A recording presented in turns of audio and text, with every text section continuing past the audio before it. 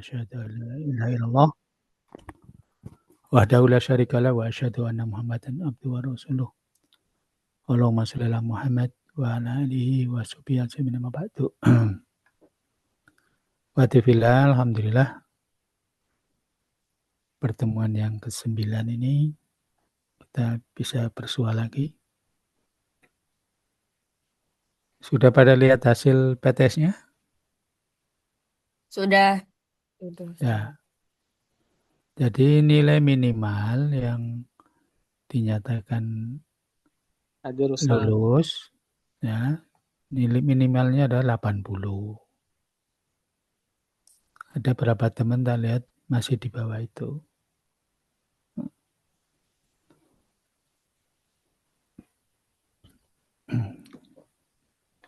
Baik mas sekalian,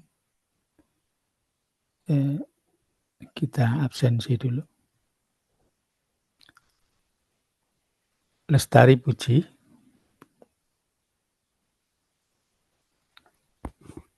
Ada. Okti Aulia. Hadirah Ustaz. Nabila. Hadirah Ustaz. Abida Roma. Hadirah Ustaz. Gifar. Hadir Ustaz. Berlian. Kalian lagi susah sinyal Ustaz. Oh, susah sinyal. Lagi berusaha Di mana masuk, nggak bisa masuk. Di mana dia tuh posisi? Nah, kurang tahu, mungkin di rumahnya. Maksudnya di daerah mana dia tinggal? Solo, Karanganyar. Oh, Karanganyar. Khorisatun. Hadirah Ustaz. Atika Roma. Hadirah Ustaz. Eka Lutfia. Hadirah Ustaz. Siti Saidah. Hadirah Ustaz. Nurain. Hadirah Ustaz. Adkia. Hadirah Ustaz. Ahya. Nggak ada Ahya. Sapri. Oh ya, hadir. Muhammad Sapri. Hadir Ustaz. Fajar. Yasin. Hadir Ustaz. Sofi. Hadirah Tidak ada. Ustaz. Ada. Fadia.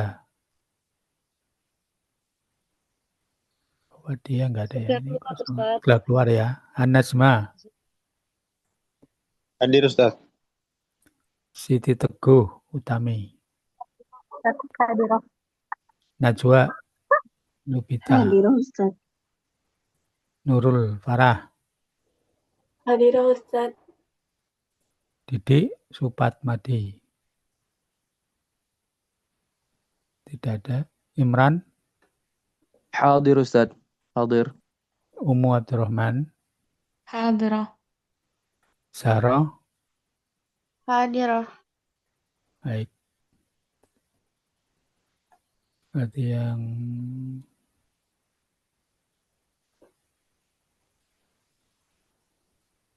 brilian.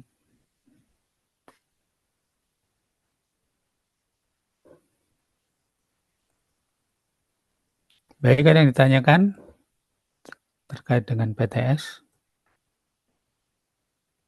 Yang belum memenuhi KKM bagaimana Ustaz? Ya nanti harus remedi. Oh. Baik Ustaz. Dan nilai remedi maksimal KKM. Maksimalnya itu satu level di atasnya.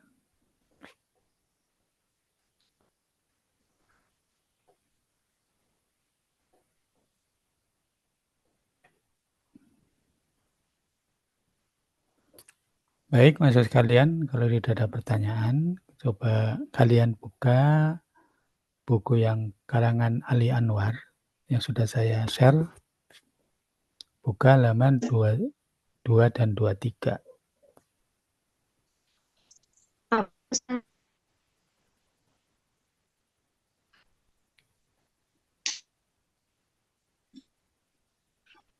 Suara terdengar. Siapa? Lestari hadir, Ustaz. Lestari. Bisa. Iya. Ya udah.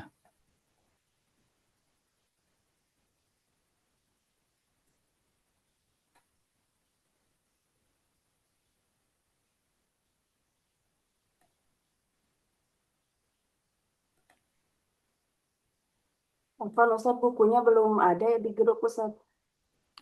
Udahlah, udah tak kirim. Sudah belum? Yang kali Ali Anwar itu. Sudah, Ustaz. Sudah. Tuh, sudah tuh. Tanggal berapa?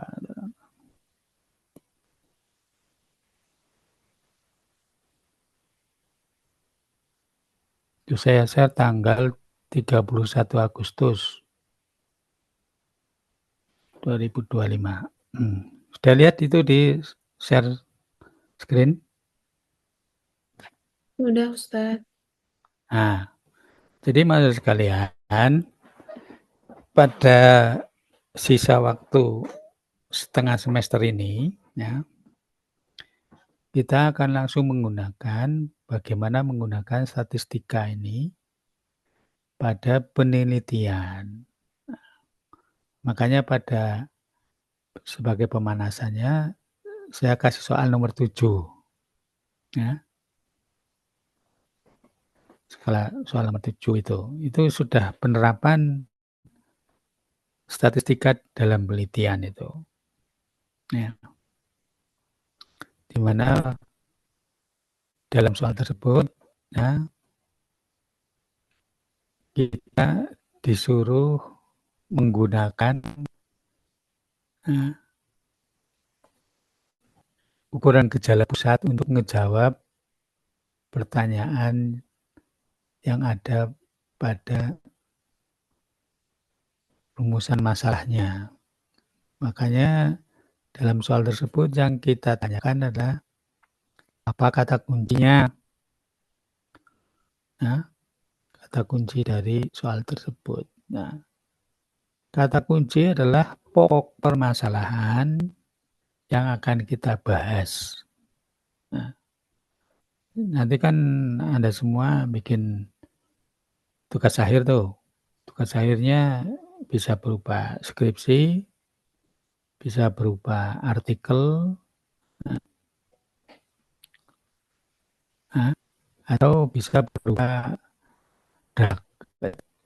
dalam aturan akademi yang baru seperti itu.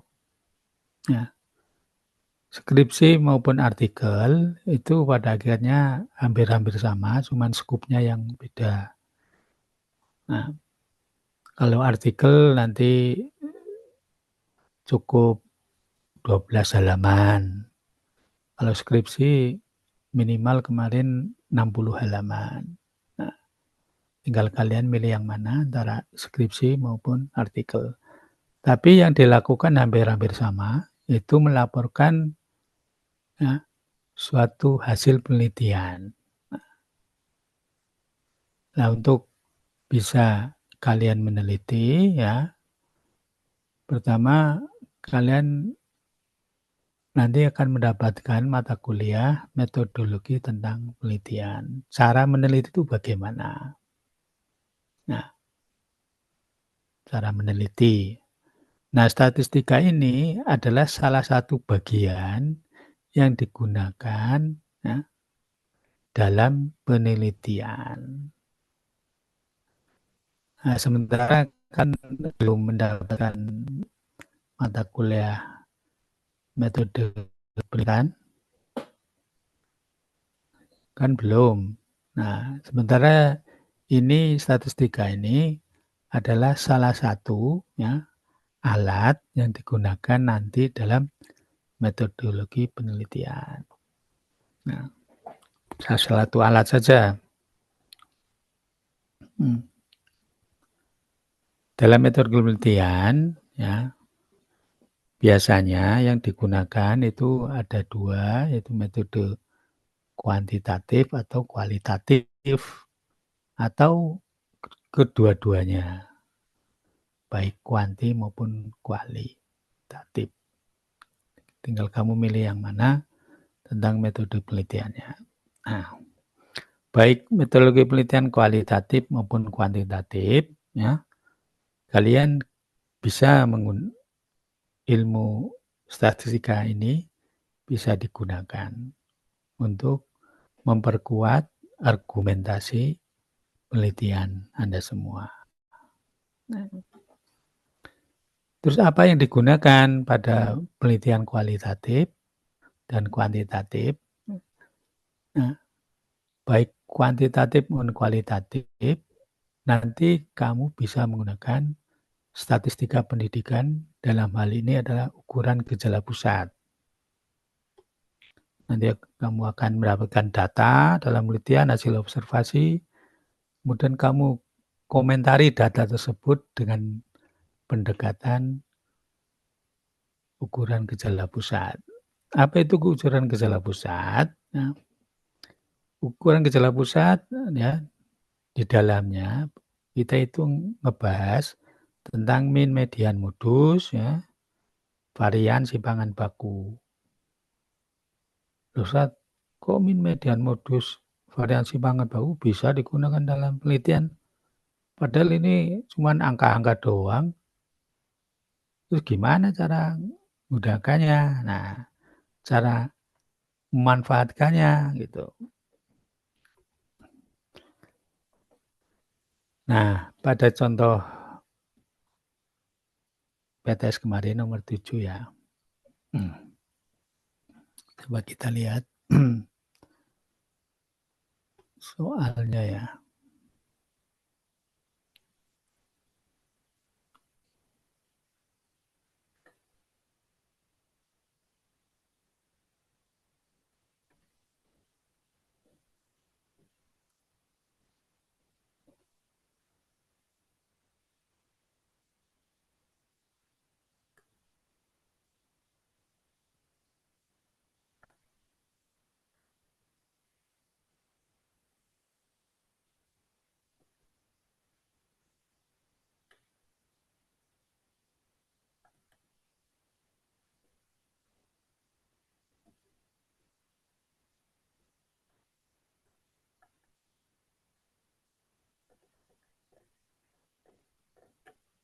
Nah, ini. Nah, judulnya studi perbandingan kinerja. Nah, ini kan sudah kita munculkan studi kasus betul-betul dalam suatu penelitian, ya, tentang bagaimana ilmu statistika ini kita gunakan untuk menjawab,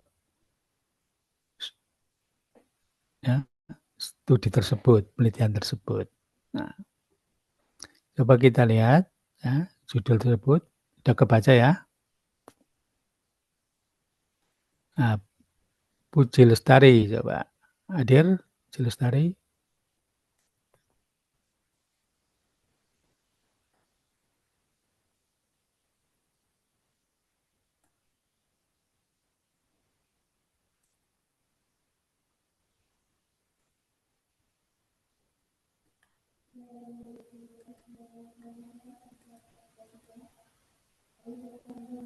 Ada Puji Lestari? Ustaz. Ada? Hadirah Ustaz. Oh, hadir. Ya. Pada soal nomor 7, nah, kata kuncinya apa coba?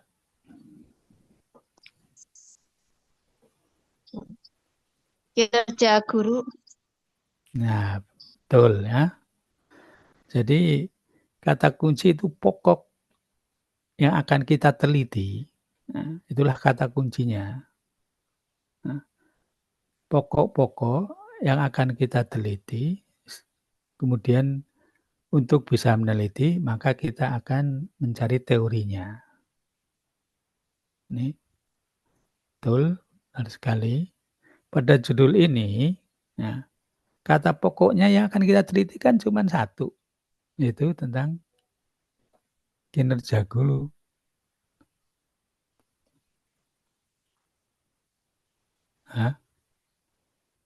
Nah, sehingga kalian dalam bikin judul nanti, kalian tentukan dulu pokok-pokok kata kuncinya. Nah, dalam meneliti kamu tentukan dulu kata kunci yang akan kamu teliti itu apa, baru dikembangkan yang lain. Nanti akan yang dibahas itu tentang sekitar kata kunci tersebut.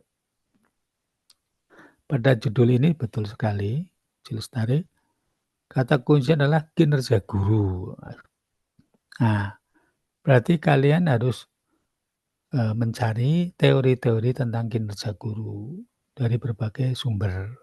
Nah, terus apa yang dibahas dalam kata kunci tersebut? Yang dibahas adalah pengertiannya.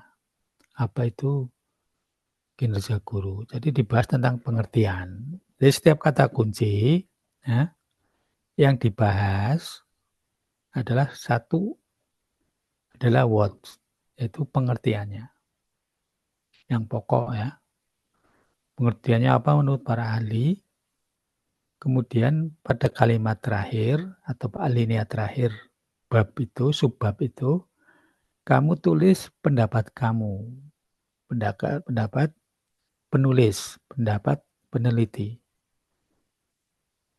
Pada akhir dari subbab tersebut.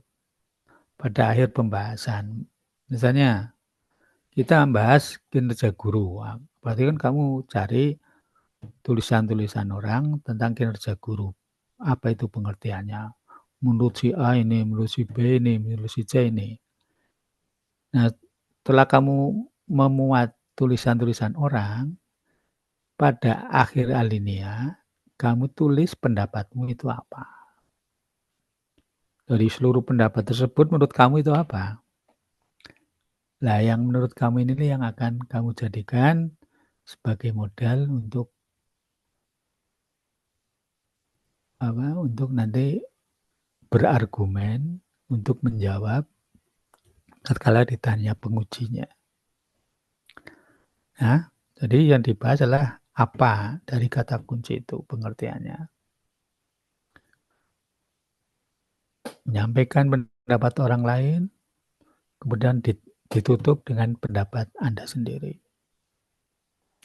Yang kedua, poin yang kedua adalah indikator. Jangan lupa indikator. Apa itu indikator kinerja guru? Nah, kamu cari pendapat-pendapat orang tentang indikator kinerja guru. Indikator itu adalah alat untuk mengukur atau ukuran, ya, ukuran guna menilai akan sesuatu. Misalnya kinerja guru, berarti indikator kinerja. Indikator kinerja itu apa? Ciri-ciri indikator itu ciri-ciri utama. Kinerja itu apa? Cari tulisan-tulisan orang tentang ciri utama dari kinerja. Misalnya, indikator ini untuk mengukur plus dan minusnya.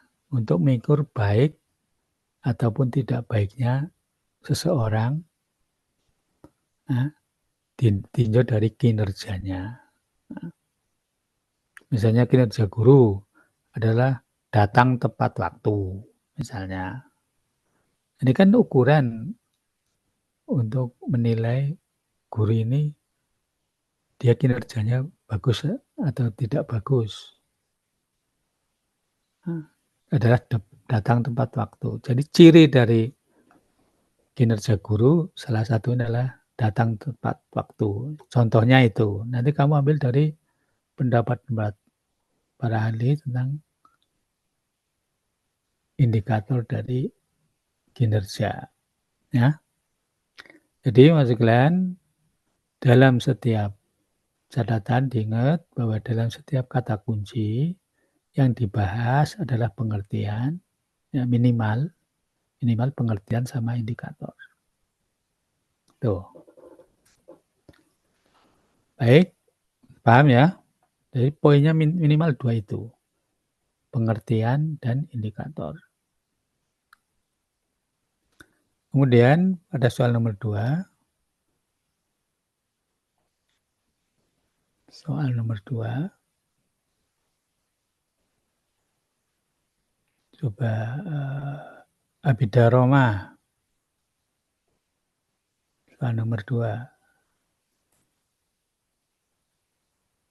Dibaca ya Ustaz ya. Sebentar. Enggak, maksudnya menurutmu apa gitu? Jelaskan pengertian data kuantitatif pembagiannya dan beri contoh masing-masing. Data kuantitatif itu yang tentang angka-angka gitu Ustaz. Ya. Terus? Terus pembagiannya.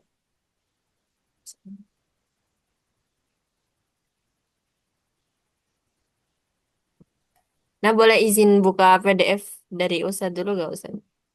Boleh, boleh.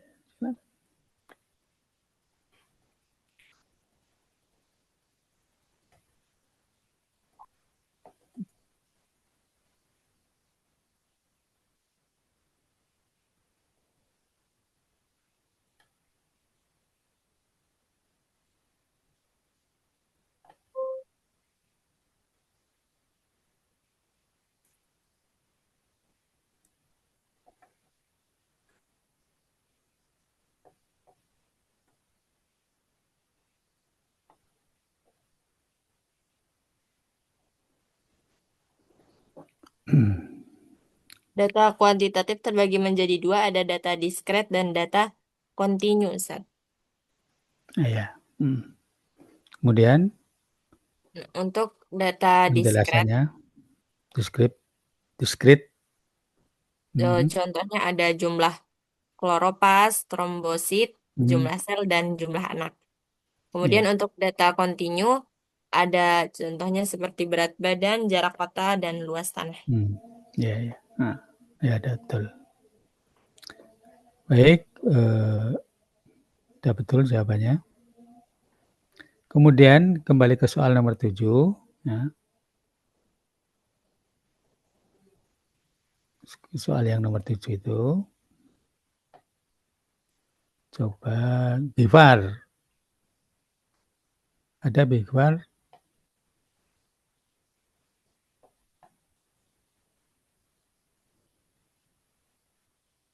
Nggak ada Bifar.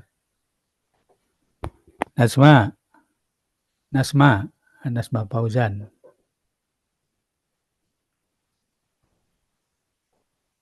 Ada Nasma? Lagi di jalan katanya Ustaz. Jadi kayaknya nggak kedengeran. Didik nggak ada ya? Imran.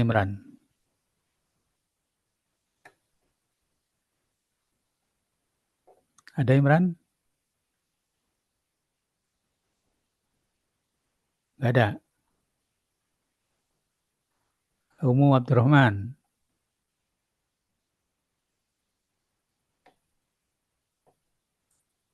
Hadirah. Nah, coba. Nomor 7B.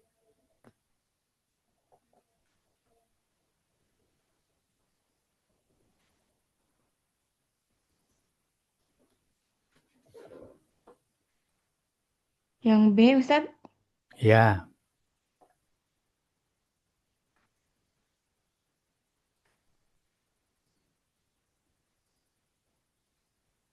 Sebutkan masalah-masalah yang bisa kalian teliti pada judul penelitian di atas. Masalah-masalah yang bisa diteliti di antaranya, apakah terdapat perbedaan kinerja guru antara SMPN 1 dan SMPN 2? Faktor apa saja yang mempengaruhi perbedaan kinerja guru di dua sekolah tersebut? Bagaimana persepsi siswa terhadap kinerja guru di masing-masing sekolah? Apakah jumlah jam mengajar berpengaruh terhadap kinerja guru? Ya, bagus. Jadi dalam penelitian Mas sekalian, ya, mana ini?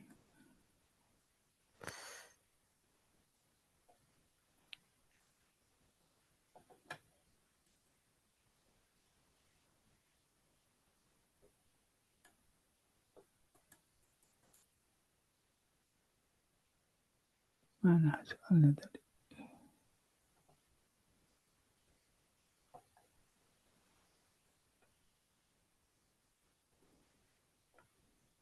Ya, dalam penelitian, ya, kamu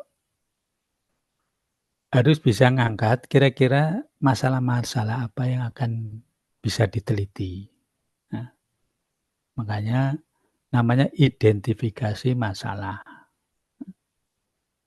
Nah, dari judul itu kamu kan tadi Abdurrahman nyebutin macam-macam permasalahan yang bisa diteliti.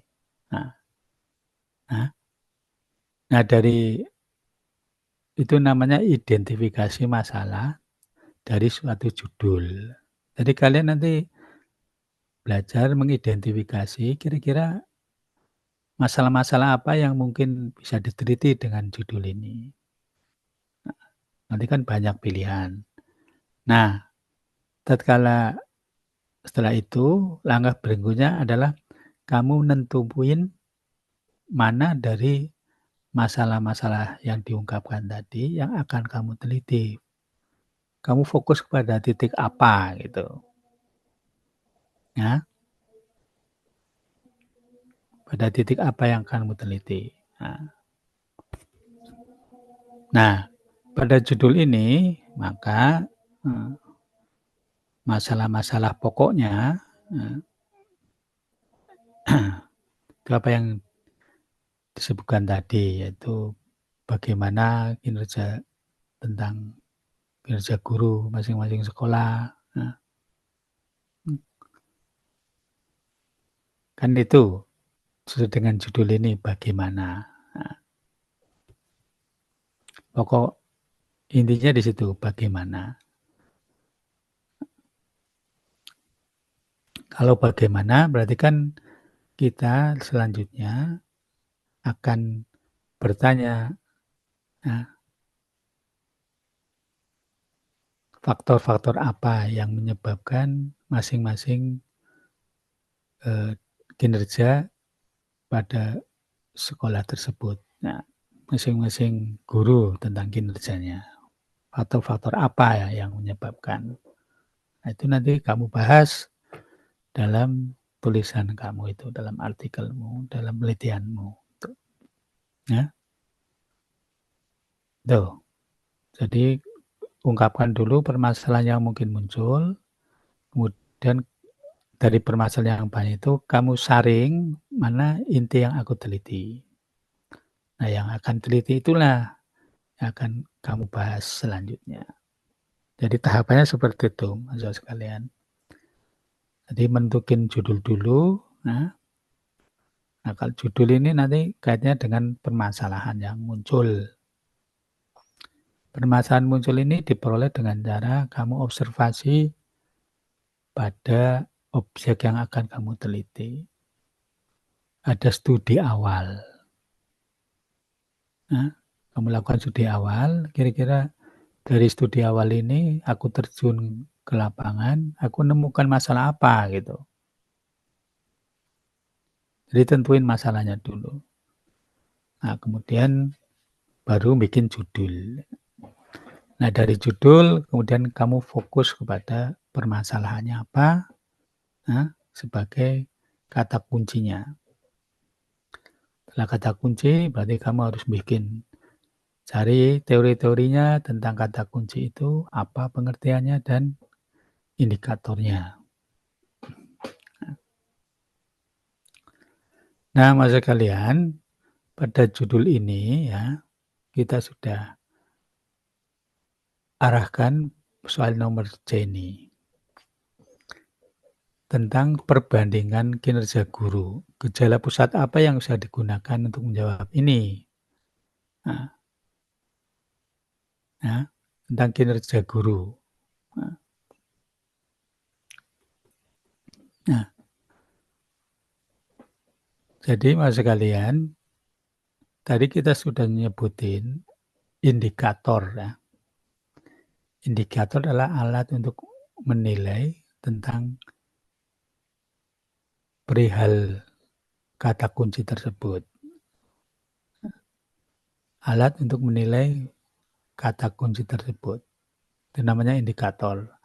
Dari indikator ini kamu akan bikin kuesioner namanya. Jadi setelah kamu dapat indikator, kamu bikin kuesioner.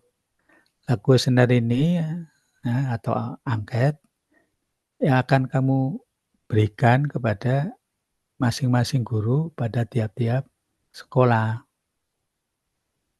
Angket itu nanti suruh ngisi guru-guru yang di 2 sekolah.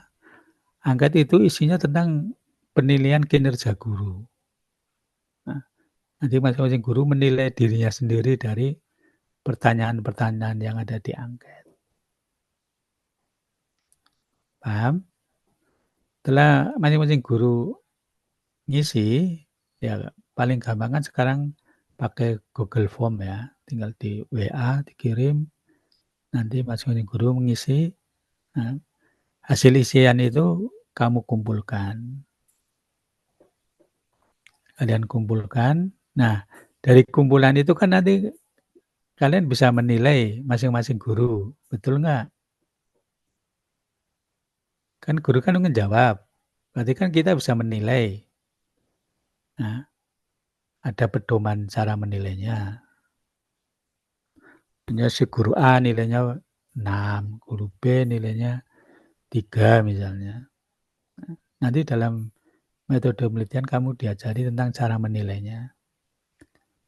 Yang jelas urutannya setelah angket disebar, masing-masing guru berarti kan kita bisa menilai tiap-tiap guru telah menjawab angket tersebut. Nah, nilai-nilai inilah ya, sebagai data. Ya. Kan nilai ini kan berupa angka tuh. Kan berarti ini sebagai data statistik. Ya, ya kan? Sebagai data statistik karena berupa angka-angka ini. Nah, angka-angka ini kan angka-angka yang mewakili tentang kinerja guru. Nah, maka angka-angka ini setelah kita peroleh, maka ukuran gejala pusat apa yang bisa kita gunakan untuk menjawab tentang kinerja guru.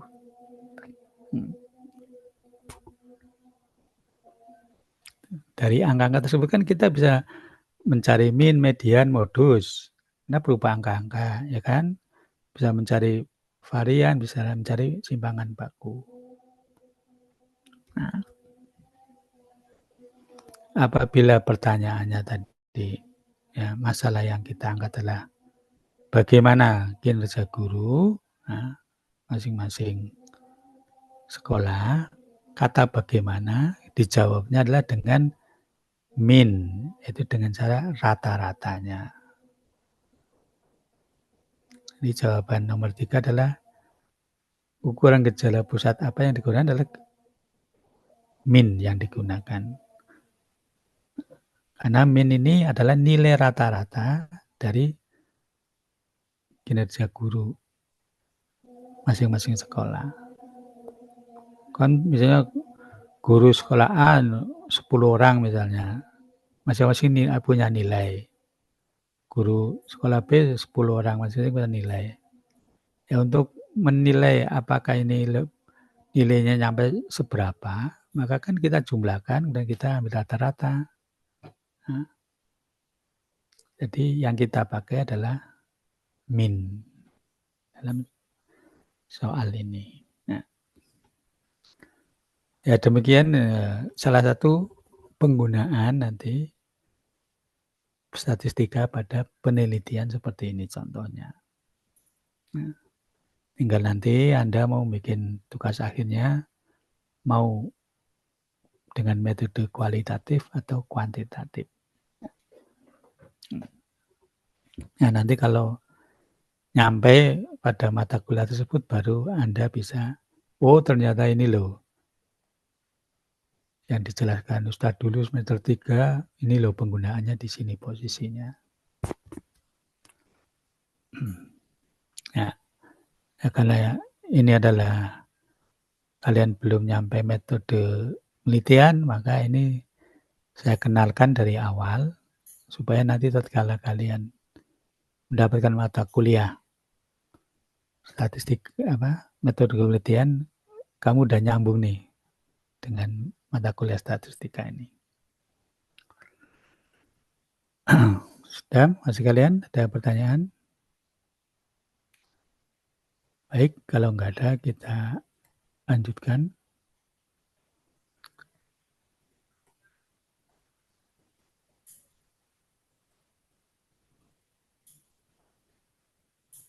Pada bukunya Ali Anwar tadi. Nah,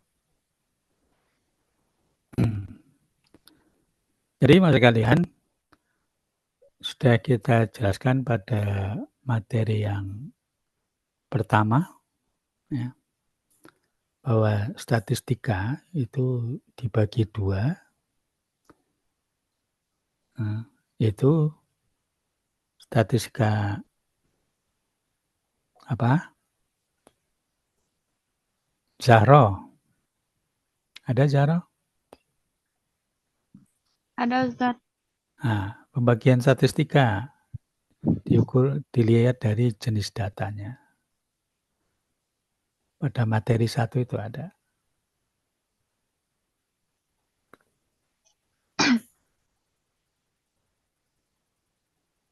Gimana sih? Pembagian statistika itu ada 2. Nah, kamu sebutin apa itu?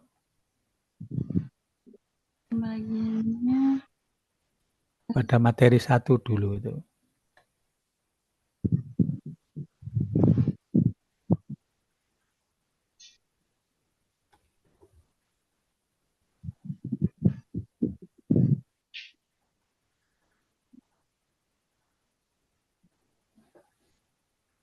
Najwa?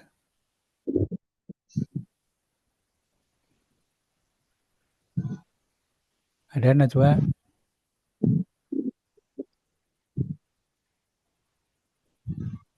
Ada Najwa.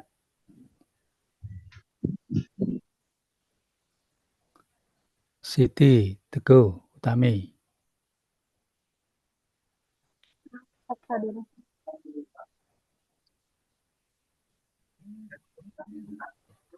Ada? Ada Ustaz. Apa? Sementara itu. Tadi pembagian statistik ya Ustaz. Iya, betul.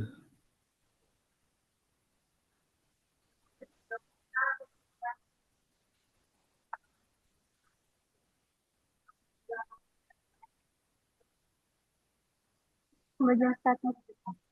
Ada deskriptif sama inferensial. Pintar kamu.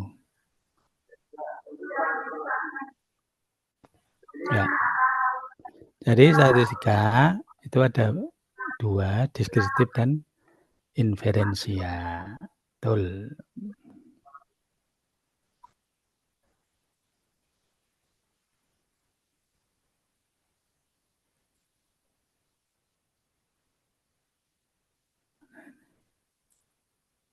Ya.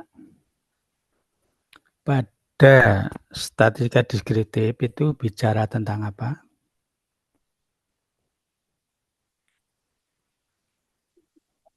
Fajar Yasin.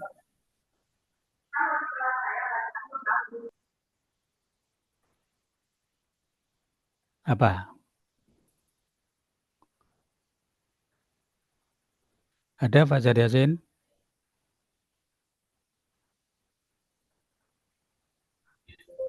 Hadir Ustaz. Apa? Gimana Ustaz? Dalam statistika deskriptif kita itu ngebahas apa saja?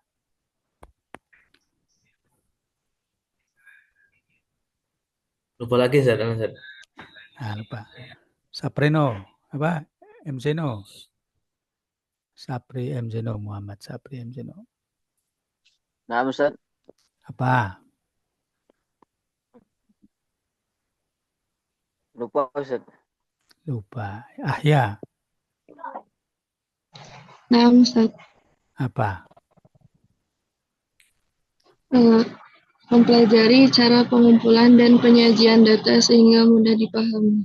Iya, itu di dalamnya bahas tentang apa saja.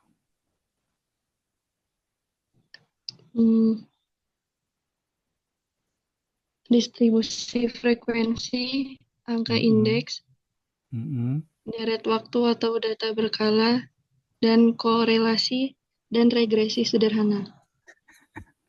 Bukan. Itu inferensia itu yang korelasi dan regresi. Bicara tentang ukuran gejala pusat dan ukuran penyebaran data. Nah, di dalam deskriptif kita itu bicara tentang cara menyajikan dan mengumpulkan, kemudian membahas juga tentang ukuran gejala pusat dan ukuran penyebaran data. Ukuran gejala pusat apa? Ya min median modus itu, simpangan baku maksudnya itu, penyebaran data. Ya jangan lupa ya, bedain antara statistika deskriptif dengan statistika inferensia. Nah, sekarang kita itu mau ngebahas tentang statistika inferensia. Tuh, nah, sekarang kita akan ngebahas statistika inferensia. Apa itu statistika inferensia? Ya, bicara tentang korelasi, tentang komparasi. Nah, jadi statistika inferensia nanti statistika ini akan digunakan dalam penelitian yang bersifat komparasi atau korelasi. Nah, jadi misalnya kamu meneliti ya, ingin meneliti apakah ada hubungan. Ini PBA ya, jurusan PBA ya. Nah, Iya, Ustaz. Ustaz. Ya, PBA. Nah, misalnya Adkia misalnya, Adkia ingin meneliti apakah ada hubungan ya antara metode video dengan penguasaan mufrodat. Nah, jadi penggunaan media apa kayaknya dengan kemampuan berbahasa Arab. Apakah ada hubungannya? Apakah ada pengaruhnya? Kan kalian ketika ngajar bahasa Arab itu kan dengan macam-macam metode kan? Nah, kamu ingin meneliti apakah metode misalnya menggunakan peran, metode bermain peran ya, terhadap ada pengaruhnya enggak terhadap kemampuan bahasa Arabnya anak-anak misalnya. Nah, karena judulmu adalah pengaruh atau hubungan antara penggunaan metode apa terhadap bahasa Arab, maka judul ini kamu akan menggunakan untuk menjawabnya. Judul penelitian ini, kamu gunakan statistika namanya statistika inferensia. Nah, jadi statistika inferensia adalah statistika yang digunakan untuk penelitian yang berkaitan dengan pertama pengaruh apa terhadap apa, yang berkaitan dengan hubungan misalnya hubungan apa terhadap apa, misalnya hubungan antara latar belakang pendidikan orang tua terhadap kemampuan bahasa Arab misalnya. Apakah ada kamu ingin meneliti latar belakang pendidikan orang tua itu berpengaruh enggak sih terhadap kemampuan berbahasa Arab? Apakah ada hubungannya antara asal daerah dengan kemampuan berbahasa Arab? Ini kan masalah. Masalah ini akan kamu jawab dalam suatu penelitian. Untuk menjawabnya, maka digunakanlah statistika inferensia. Nah, kok menggunakan statistika inferensia? Iya, karena statistika inferensia adalah statistika yang digunakan untuk menjawab berkaitan dengan hubungan suatu variabel dengan variabel yang lain atau pengaruh suatu variabel terhadap variabel yang lain. Nah, itu. Jadi ke situ arah dari statistika inferensia. Jadi dalam statistika inferensia kita akan belajar tentang bagaimana cara kita menjawab suatu penelitian yang berkaitan dengan hubungan antar variabel atau pengaruh antar variabel atau membandingkan antar variabel. Jadi apabila ada suatu penelitian, suatu masalah yang berkaitan dengan pengaruh variabel-variabel terhadap variabel yang lain, maka kamu gunakan yang namanya statistika inferensia. Ya. Kemudian di samping berkaitan dengan hubungan, statistika inferensia juga digunakan untuk berkaitan dengan pengaruh variabel-variabel terhadap suatu variabel yang lain.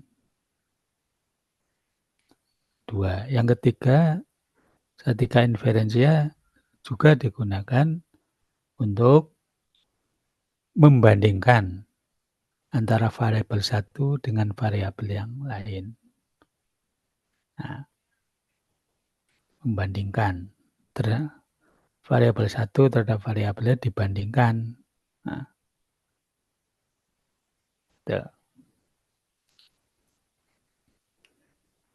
ya, itu penggunaan dari statistika inferensia. Nah, sampai sini ya, paham ya? Jadi statistika inferensia, ya. Statistika sesuai dengan pengertiannya adalah cara ilmu yang pelajari tentang cara mengolah data, menganalisis data, dan cara membuat kesimpulan. Itu pengertian dari statistika inferensia. Nah, digunakan untuk apa? Untuk model penelitian apa? Digunakan untuk model penelitian yang berkaitan dengan hubungan antar variabel pertama. Yang kedua, digunakan untuk pengaruh variabel terhadap variabel yang lain. Dan digunakan untuk membandingkan antara variabel satu dengan variabel yang lain. Itu penggunaan dari statistika inferensia. Adapun pengertian statistika inferensia seperti pada materi yang pertama adalah ilmu yang mempelajari tentang cara mengolah data, cara menganalisis data, cara membuat kesimpulan suatu data di mana datanya berupa angka-angka. Itu pengertiannya. Adapun penggunaannya adalah digunakan pada penelitian yang berkaitan dengan hubungan variabel dengan variabel yang lain atau digunakan pengaruh variabel terhadap variabel yang lain atau digunakan pada membandingkan variabel satu dengan variabel yang lain. Digunakannya seperti itu. Ya.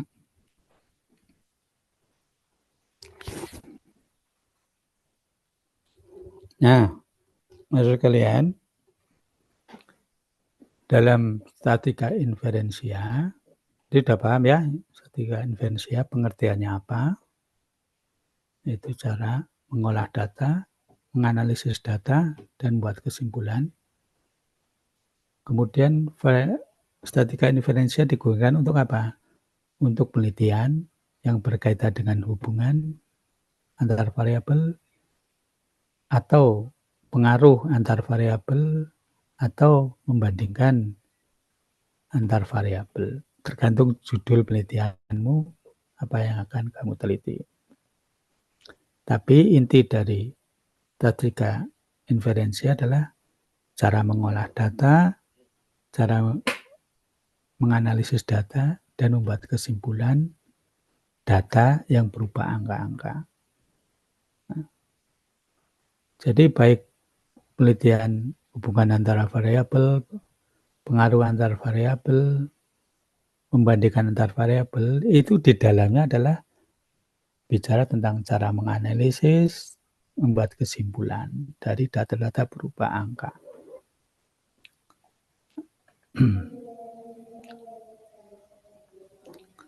Itu Mas Dua. Nah, ini materi ini agak berpikir sejenak ya. Ini agak rumit dikit, tapi enggak apa, pelan-pelan saja. Karena ini materi pokoknya sudah ada buku di sini, dalam buku ini. Kemudian maksud kalian, jadi statika inferensia itu dibagi atas dua macam. Nah, namanya statistika non-parametrik dan statistika parametrik. Nah, jadi statistika inferensia dibagi dua macam, yaitu statistika parametrik dan statistika non-parametrik. Kapan dan syarat apa kita menggunakan statistika parametrik dan syarat apa kita menggunakan statistika non-parametrik? Nah, kita jelaskan satu persatu ya.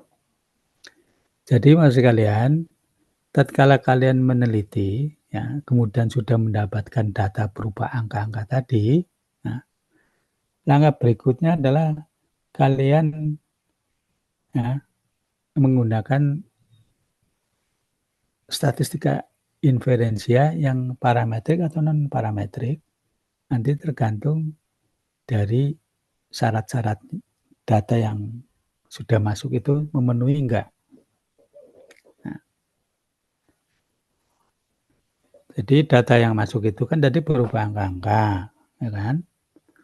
Kemudian langkah berikutnya adalah kamu, cara mendapatkan angka-angka tadi kan dengan cara kalian membuat kuesioner, ya.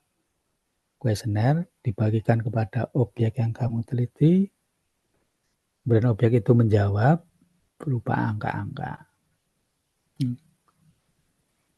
Nah, angka-angka ini sebagai data primer dari penelitian. Nah, langkah selanjutnya adalah kamu nentuin aku menggunakan parametrik atau non-parametrik ya.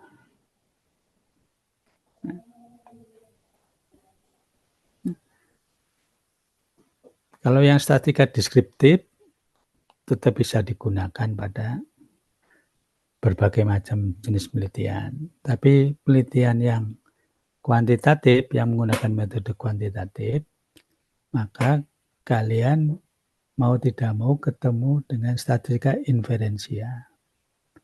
Kamu menggunakan statistika inferensia. Nah, statistika inferensia ini dibagi dua, parametrik dan non-parametrik, tergantung data yang kamu peroleh dari penelitian.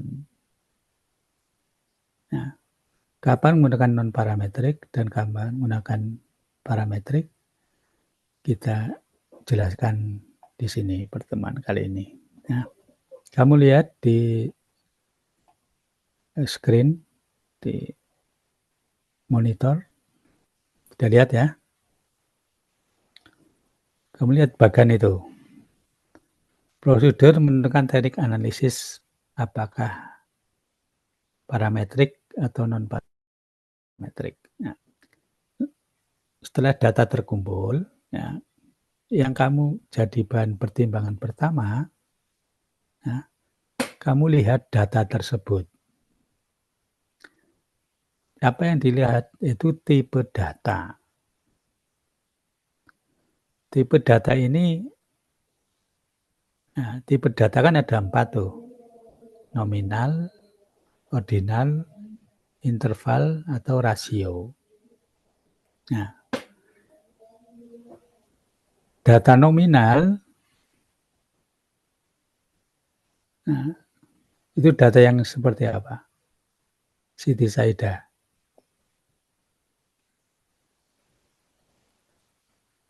Di materi berapa itu?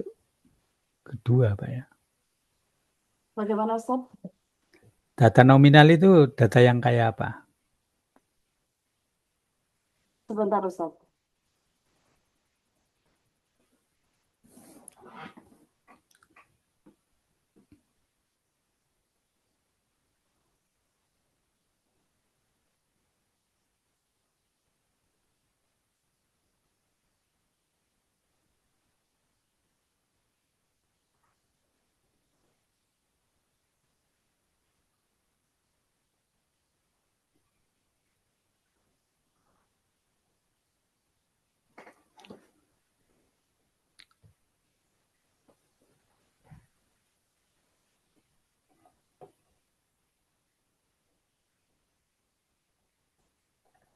Data nominal yaitu data statistik yang cara menyusunnya didasarkan pada klasifikasi tertentu. Contoh jumlah mahasiswa matematika 2015 atau 2016 menurut tingkat dan jenis kelaminnya, Ustaz. Ya, jadi data nominal adalah data yang berupa narasi. Nah, tadi contohnya adalah jenis kelamin, itu data nominal. Kok nominal? Ya karena data jenis kelamin itu anggotanya apa? Siti Saida. Ya, bagaimana Ustaz? Data jenis kelamin itu data yang anggotanya apa? Anggota jenis kelamin. Laki-laki perempuan seperti itu, Ustaz. Nah, betul. Laki-laki perempuan. Laki-laki perempuan berupa narasi atau angka? Narasi, Ustaz. Nah, karena narasi, maka data itu namanya data Nominal. nominal. Jadi data nominal data yang yang berupa narasi. Kamu ingat ya, data itu bukan angka tapi narasi.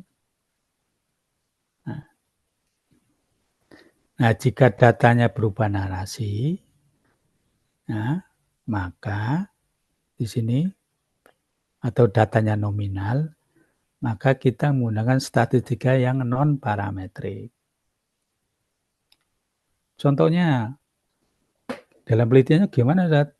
Contoh penelitiannya gini, kamu ingin meneliti apakah ada pengaruh jenis kelamin terhadap kemampuan bahasa Arab.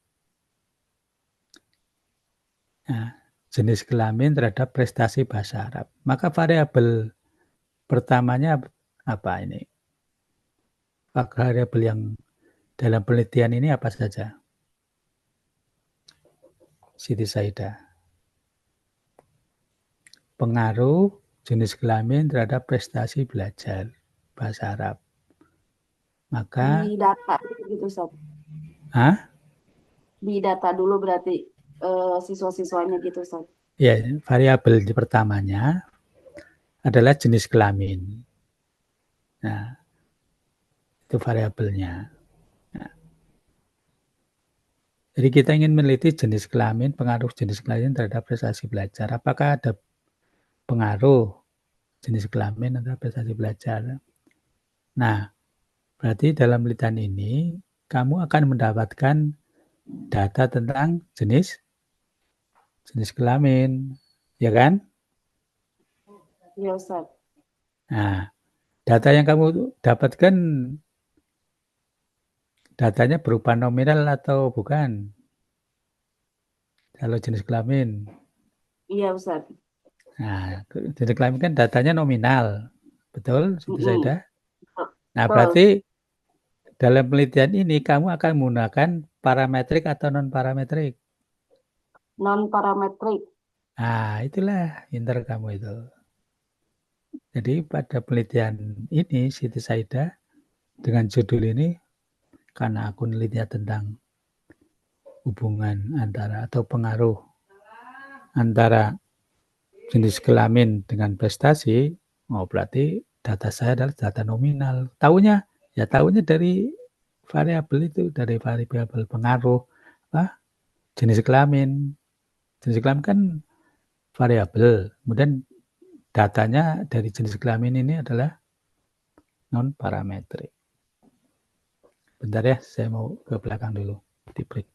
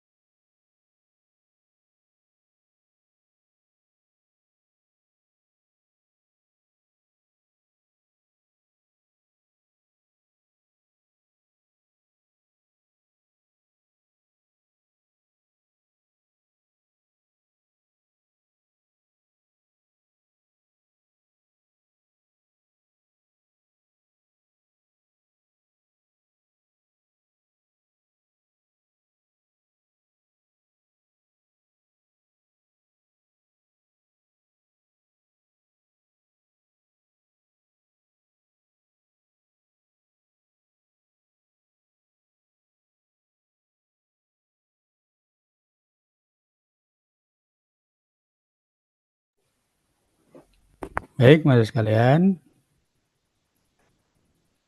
Nah, itulah cara menggunakan statistika di situ. Jadi penelitian, kamu ingin meneliti tentang pengaruh jenis kelamin terhadap prestasi belajar.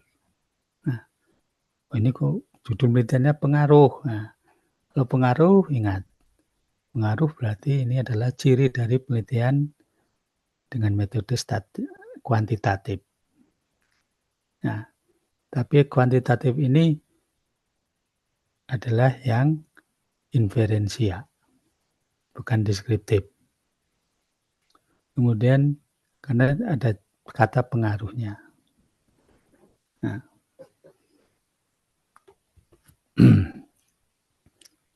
kemudian setelah ketahui inferensia, kita akan meneliti pakai parametrik atau non parametrik ya. Nah, kamu lihat ya, data yang akan kamu peroleh itu nanti datanya jenisnya apa. Kalau datanya jenisnya adalah nominal atau ordinal, maka kamu menggunakan yang non-parametrik. Nah, data nominal atau ordinal itu apa? Nah, kembali lagi pengertiannya. Data nominal adalah data yang berupa narasi. Ya. Berupa narasi. Nah, jadi jenis kelamin adalah data nominal, karena dia adalah berupa narasi. Nah, kemudian bagaimana cara supaya bisa digunakan dalam SPSS? Nah, supaya bisa digunakan dalam statistika, data yang aslinya berupa narasi ini, kemudian kita ubah menjadi berupa angka. Nah, jadi data ini tadinya narasi, dirubah menjadi angka. Angka ini hanya sebagai simbol. Jadi misalnya tadi jenis kelamin laki-laki kita kasih simbol 1. Jenis kelamin perempuan kita kasih simbol 2. Nah, angka 1 dan 2 ini adalah angka sebagai simbol, bukan angka dalam arti sebenarnya. Nah, gitu. Jadi tergantung pada menentuin penelitian ini pakai parametrik atau non-parametrik dilihat dari jenis datanya. Jenis data yang kamu peroleh dari penelitian itu. Kalau datanya berupa nominal atau ordinal, maka digunakan statistik yang non-parametrik. Contohnya yang nominal tadi itu pengaruh, contoh penelitiannya pengaruh jenis kelamin terhadap prestasi belajar, pengaruh warna baju misalnya terhadap prestasi belajar. Karena kan datanya berupa narasi itu, ada warna merah, warna kuning, warna hijau, itu kan narasi-narasi semua. Karena narasi, maka data ini adalah data nominal. Karena datanya nominal, maka digunakan statistiknya adalah non-parametrik. Jadi kembali kepada kamu paham dulu tentang jenis data. Nah, jenis data ordinal itu apa?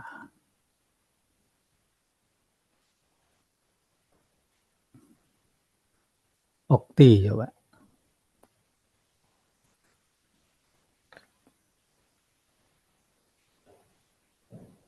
Ada Okti? Bagaimana Ustaz? Data Apa itu ordinal. data ordinal? Ya, data ordinal itu kayak apa?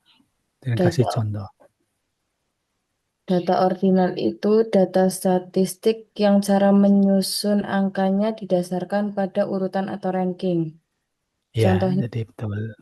Terus contohnya? Hasil nilai statistik berdasarkan ranking. Ya, betul. Jadi data ordinal itu data ya, statistika, ya, data statistik yang itu berupa ranking atau tingkatan-tingkatan. Nah, tingkatan-tingkatan misalnya. Nah, misalnya ini contohnya apa di situ? Kasih contoh si Okti. Data ordinal. Di mana Ustaz? Contohnya, contoh data ordinal kayak apa? Dia berupa ranking atau tingkatan-tingkatan.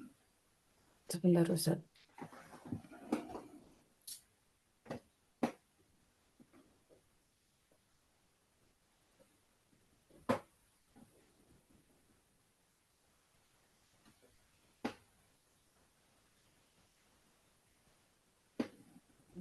Misalkan kalau kategori pendidikan bisa tidak Ustaz? Nah, kategori pendidikan sudah betul kamu itu, kategori pendidikan. Misalnya, tingkat pendidikan Ya, SMP, SMA, S1, S2, S3, begitu Ustaz. nah, iya itu bisa. Jadi dia bertingkat-tingkat ya. Misalnya ini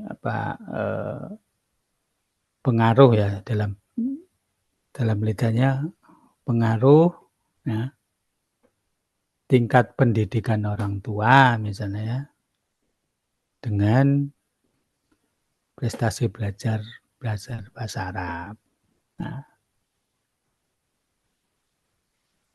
variabel di sini pada tingkat pendidikan orang tua tadi SD, SMP, SMA. Nah, ini kan datanya bertingkat-tingkat. Karena bertingkat-tingkat, maka data ini namanya data apa? Bukti? Ordinal Ustaz. Nah, betul, pintar kamu. Jadi data ordinal. Nah, bedanya dengan nominal lah, Pak Ustaz.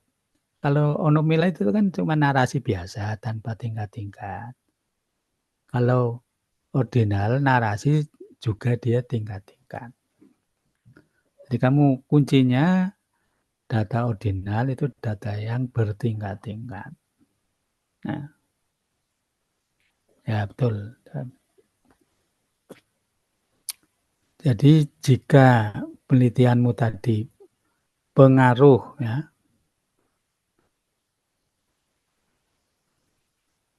pengaruh pendidikan orang tua terhadap prestasi belajar, maka statistika yang kamu gunakan statistika apa? Puji Lestari. Lestari Puji. Ada?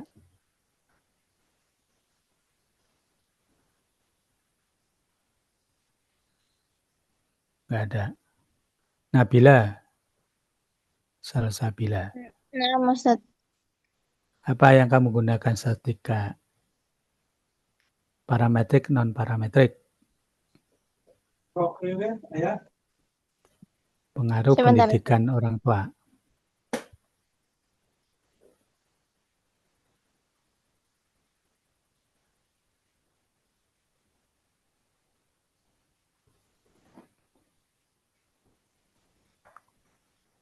Pengaruh pendidikan orang tua terhadap prestasi belajar mahasiswa. Nah, ini menggunakan statistika parametrik atau non-parametrik, Nabila? Tadi pengaruh pendidikan orang tua dalam apa, Ustaz? Ya, dalam pengaruh pendidikan orang tua terhadap prestasi belajar mahasiswa. Kamu lihatnya variabel pendidikan orang tua. Itu kamu nanti dapatkan data apa itu.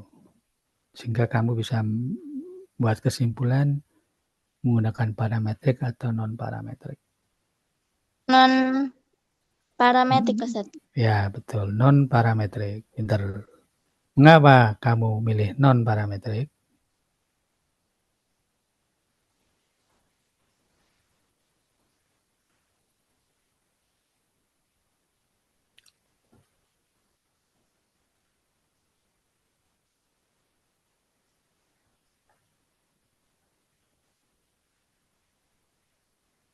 Ya, Karena datanya berupa narasi, Ustaz.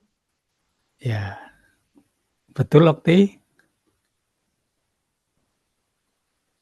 Gimana Ustaz? Tadi jawaban Nabila betul nggak? Bisa diulang Ukti Nabila. Karena datanya berupa narasi, Ustaz. Kurang tepat Ustaz. Harusnya Ya, karena dia bentuknya narasi dan bertingkat. Iya. Ranking. Iya, betul. Jadi Bertingkat. data ordinal ya, Ustaz? Iya, betul. Pinter. Oh iya. Ya paham kamu? Sudah, Ustaz. Jadi kalau datanya narasi dan dia bertingkat-tingkat, maka pakainya nominal, betul ya? Nabila. Baik, Ustaz. Nominal atau ordinal? Yang tadi kan Ustaz, berarti ordinal ya Ustaz? Iya, ordinal. Iya. Itu yang tadi jelasin sama Okti itu loh. Jadi data Iya. ordinal jika datanya narasi dan bertingkat-tingkat. Jadi kamu lihat judulnya dulu. Ini judul ini kira-kira aku nanti mendapatkan datanya berupa narasi atau narasi bertingkat-tingkat atau bukan gitu. Nah, kamu lihat data yang akan kamu peroleh dari penelitian tersebut. Nah, jadi kita ulangi bahwasanya non-parametrik syaratnya adalah datanya nominal atau ordinal. Nah,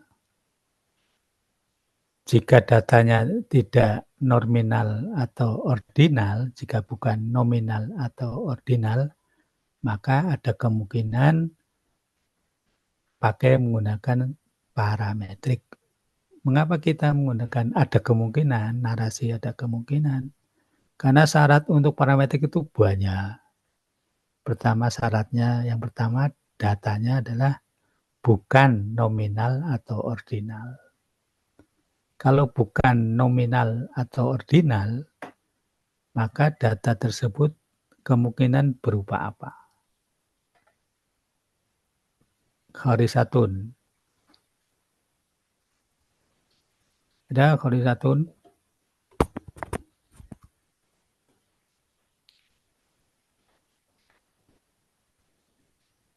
Ada horizon? Nggak ada. Atika, Rohma.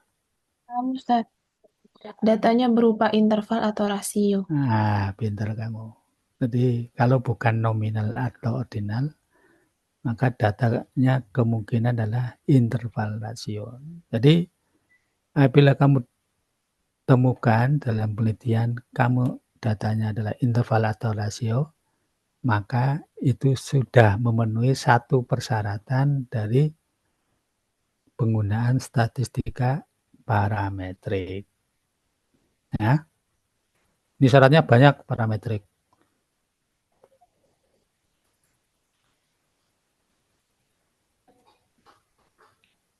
Nah.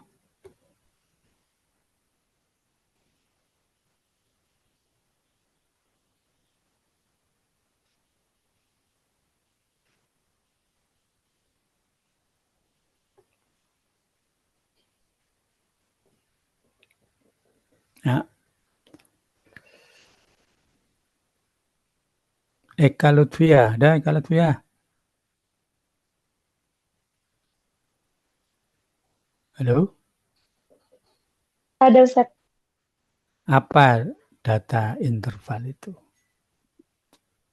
Sebentar Ustaz.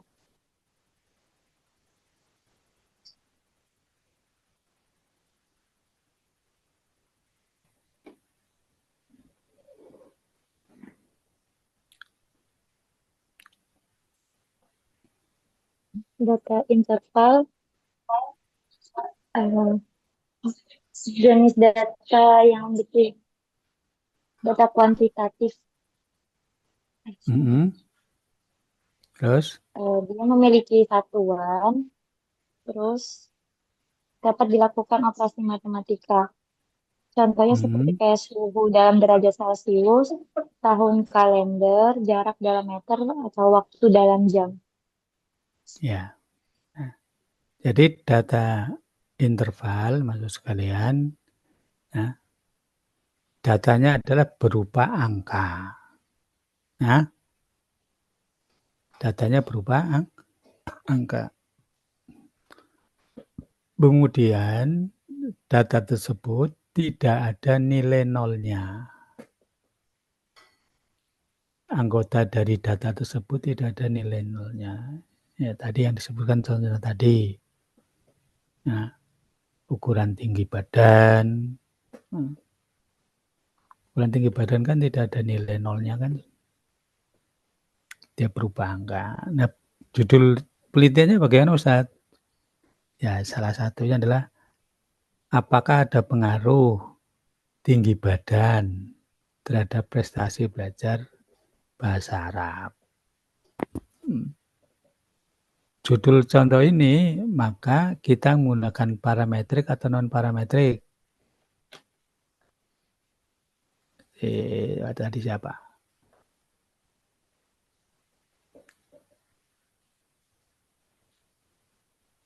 Si Sofi ada, Sofi? Sofi ada? Nggak ada. Nazma Fauzan. Nazma Fauzan.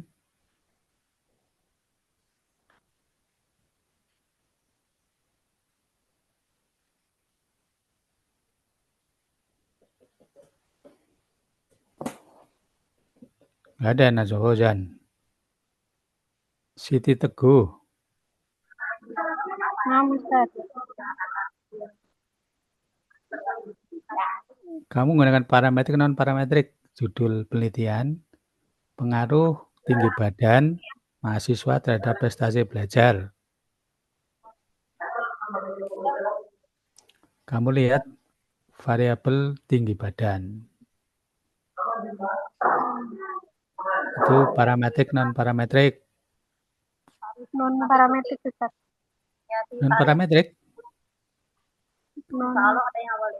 Mengapa non-parametrik?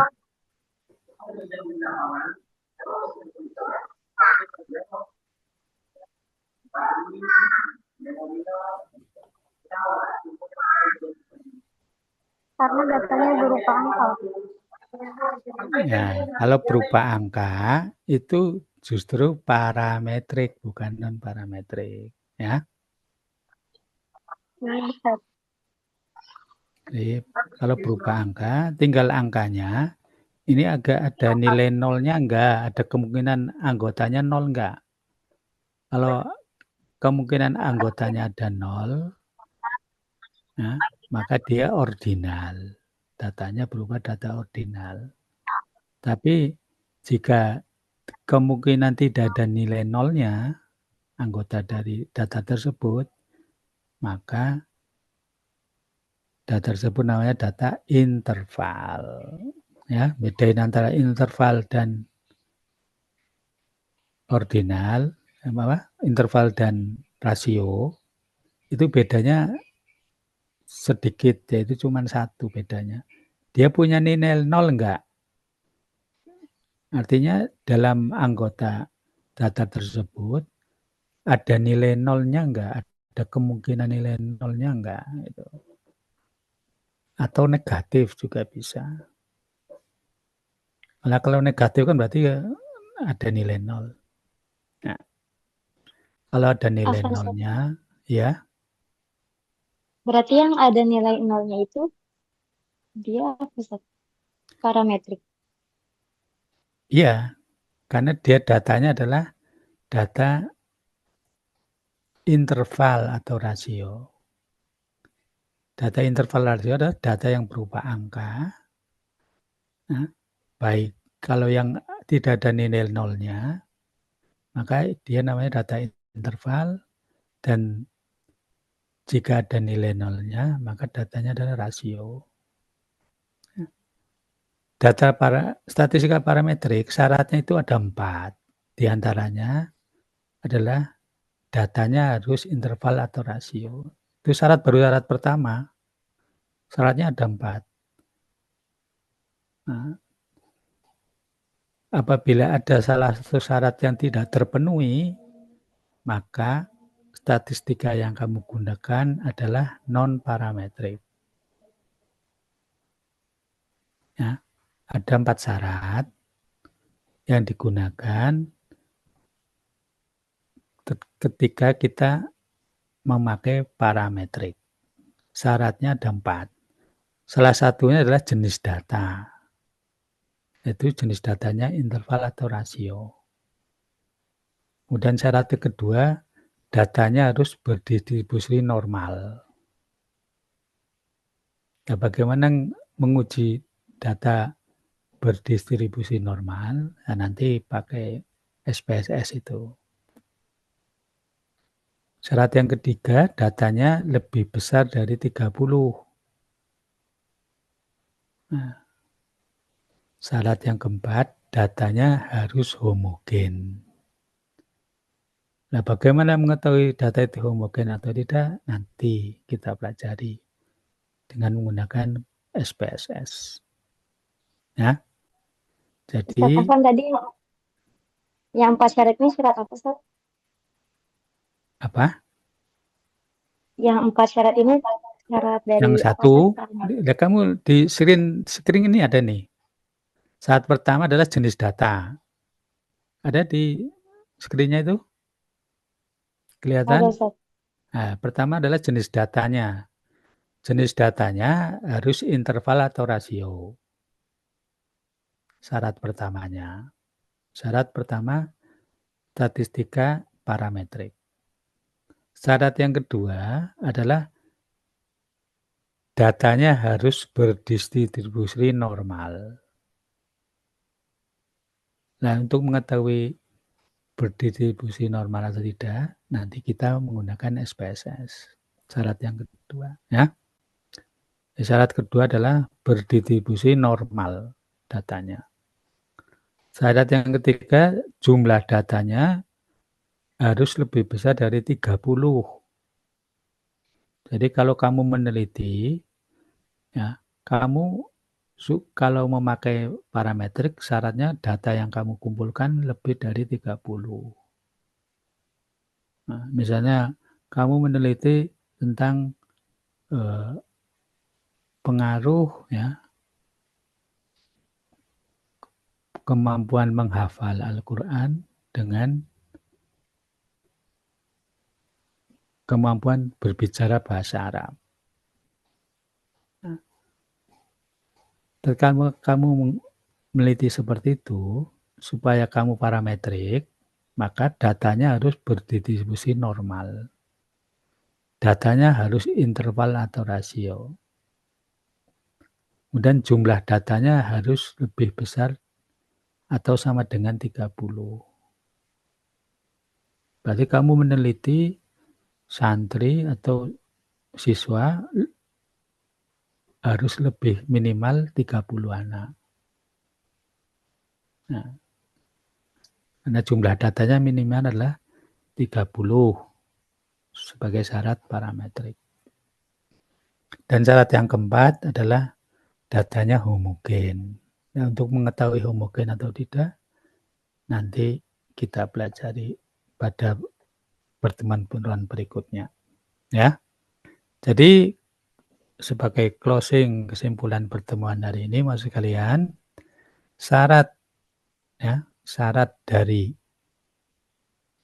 kita menggunakan parametrik, statistika parametrik, ya, menggunakan statistik parametrik, tatkala memenuhi 4 syarat, ya, memenuhi 4 syarat, yaitu datanya interval atau rasio, datanya harus berdistribusi normal, datanya minimal jumlahnya 30, dan yang keempat datanya harus homogen.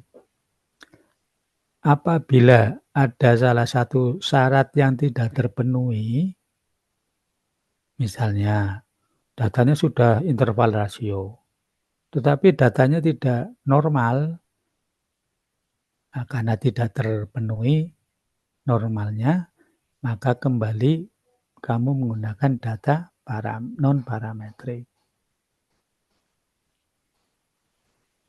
Tapi data ini sudah normal, Ustaz, dan sudah rasio atau interval. Kamu lihat syarat yang ketiga, apakah itu datanya lebih dari 30? Oh, enggak ada, ternyata datanya lebih kecil dari 30. Ya sudah, walaupun kamu sudah memenuhi syarat 2, yaitu interval atau rasio, berdistribusi normal, tetapi kamu belum memenuhi syarat jumlah data. Karena kamu tidak memenuhi syarat jumlah data minimal, maka kamu gunakan yang non-parametrik. Ya. Kemudian mahasiswa yang lain, saat ini data saya ternyata nominal. atau rasio sudah berdiri normal, jumlah datanya sudah lebih dari 30, tetapi tidak homogen, Zat. Nah, karena kamu tidak homogen, walaupun sudah terpenuhi 3 syarat, maka kamu harus pakai non-parametrik. Karena kamu tidak memenuhi syarat keempat-empatnya itu, yaitu interval rasio, distribusi normal, jumlah datanya lebih besar dari 30 atau sama dengan 30, dan berdistribusi, dan data itu harus homogen. Ya, maksud kalian? Jadi syarat statistika parametrik harus memenuhi 4 syarat tersebut. Jika ada salah satu saja dari 4 syarat itu tidak terpenuhi, maka pasti kamu harus menggunakan yang non-parametrik. Gitu ya? Ya, semoga apa yang saya jelaskan, bedain non-parametrik dan parametrik, sudah kalian pahami. Baik, masukkan. Kita cukupkan pertemuan hari ini. Subhanakallah wa bihamdika Assalamualaikum warahmatullahi wabarakatuh. Waalaikumsalam warahmatullahi wabarakatuh.